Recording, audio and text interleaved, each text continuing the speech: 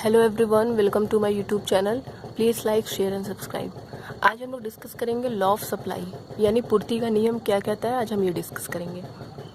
Basically law of supply जो होता है वो हमेशा सेलर्स के नज़रिए से देखा जाता है, यानी ये हमेशा बेचने वाले के नज़रिए से देखा जाएगा।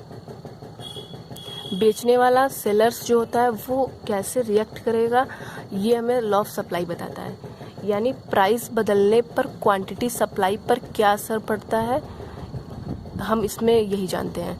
यानी अगर जो सेलर्स होता है उसके नज़रिए से हम देखने की बात करें अगर, तो प्राइस अगर इंक्रीज़ करती है तो क्वांटिटी सप्लाई भी इंक्रीज़ करेगी। प्राइस अगर डिक्रीज़ करती है तो क्वांटिटी सप्लाई भी डिक्रीज़ करेगी। यानी एक सेलर्स को, एक बेचने वाले दुकानदार को कब प्रॉफिट होता है, जब वो किसी भी कमोडिटी की प्राइस बहुत ज़्यादा महंगी हो गई है तो वो उसे ज़्यादा से ज़्यादा बेचने में बिलीव करता है। अगर किसी भी कमोडिटी की प्राइस कम हुई है तो वो उसे कम से कम बेचना चाहता है।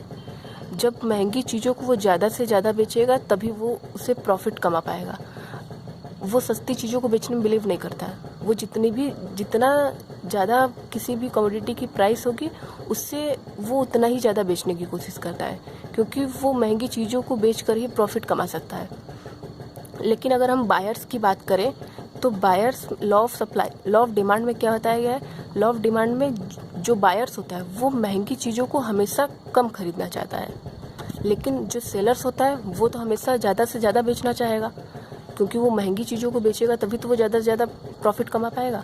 लेकिन जो हम लोग खरीदने वाले होते हैं हम लोग हमेशा सस्ती चीज़ों को खरीदना चाहते हैं। तो ये हम लोग लॉ ऑफ डिमांड में पढ़े थे। लॉ ऑफ सप्लाई हमेशा ये बोलता है कि महंगी से महंगी चीज़ों को जितना ज़्यादा से ज़्यादा वो बेचेगा सेलर्स, उसे उतना ही प्रॉफिट होगा, और वो सस्ती चीज़ों को कम से कम बेचना चाहता है। इसके बहुत सारे फैक्टर्स होते हैं, लेकिन हम हमेशा प्राइस को सिर्फ फैक्टर्स के रूप में लेते हैं। यानी सिर्फ और सिर्फ क्वांटिटी सप्लाई का सिर्फ और सिर्फ प्राइस पर असर पड़ता है। यानी इसके बहुत सारे फैक्टर्स हैं, जैसे क्वालिटी है, फैशन है, टेस्ट एंड प्रेफरेंस है, इनकम है, और भी बहुत सारे फैक्टर्स होते हैं। लेकिन हम सिर्फ और सिर्फ प्राइस को लेते हैं, यानी और जितने भी सारे फैक्टर्स हैं उनको हम इग्नोर करते हैं, यानी कांस्टेंट मानते हैं। अगर हम इसके कर्व की बात करें तो जो हमें लॉ ऑफ सप्लाई होता है वो हमेशा दो चीज़ों के बारे में बात करता है, प्राइस और क्वांटिटी सप्लाई। फॉर एग्जांपल, अगर किसी भी कमोडिटी की प्राइस 100 रुपये है तो उसकी क्वांटिटी सप्लाई 1000 है। अगर उसकी प्राइस बढ़कर 200 हो जाती है तो जाहिर सी बात है यहाँ पे भी 2000 हो जाएगी, क्योंकि सेलर्स जो है, लॉ ऑफ सप्लाई जो है, ये हमेशा बताता है कि प्राइस अगर इंक्रीज़ करती है तो क्वांटिटी सप्लाई भी इंक्रीज़ करेगी। यानी अगर प्राइस इंक्रीज़ होकर 200 हो गई है तो जाहिर सी बात है क्वांटिटी सप्लाई भी बढ़ जाएगी। अगर 300 रुपये हो जाती है 3000, अगर 400 हो जाती है तो 4000। अगर हम इसको कर्व में बना के देखें, कर्व इसका बना के देखें, तो यहाँ पे क्वांटिटी मेजर होता है, क्वांटिटी सप्लाई, यहाँ पे प्राइस,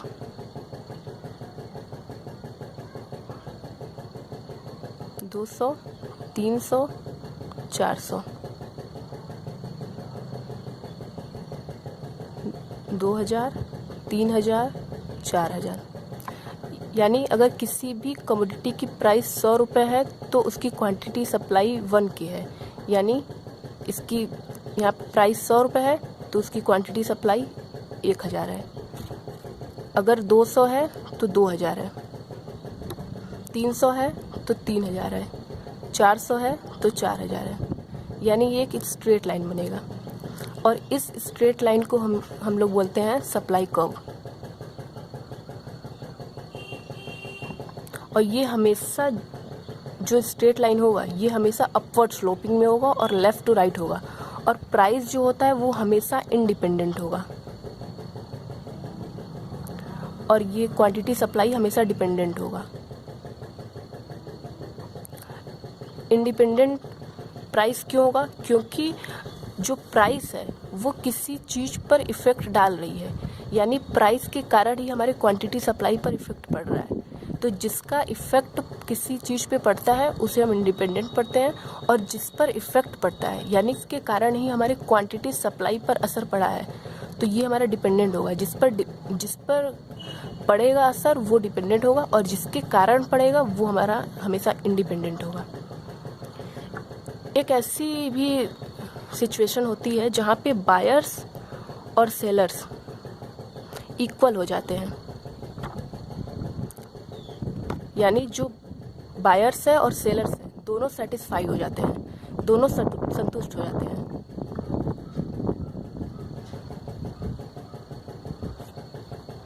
यानी बायर्स भी उस चीज़ को खरीदना चाहता है और सेलर्स उस चीज़ को बेचना भी चाहता है। एक ऐसी प्राइस आती है जहाँ पे बायर्स उस वस्तु को खरीदना भी चाहता है और सेलर्स उस वस्तु को बेचना भी चाहता है। बायर्स तो हमेशा सस्ती चीज़ों को खरीदना चाहता है और सेलर्स ज़्यादा से ज़्यादा महंगी चीज़ों को बेचना चाहता है। लेकिन एक प्राइस ऐसी आती है जहाँ पे दोनों संतुष्ट हो जाते हैं, दोनों सेटिस्फाई हो जाते हैं। उस प्राइस को हम लोग प्राइस इक्विलिब्रियम कहते हैं।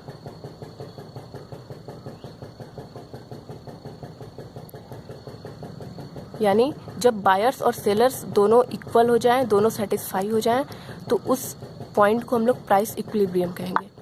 यदि इसका कर्व हम बनाएं अगर, तो ये हमारा होता है सप्लाई कर्व, जो अभी हम लोग ने यहाँ पे देखा, और ये हमारा होता है डिमांड कर्व, ये एक्स एक्सिस, ये वाई एक्सिस।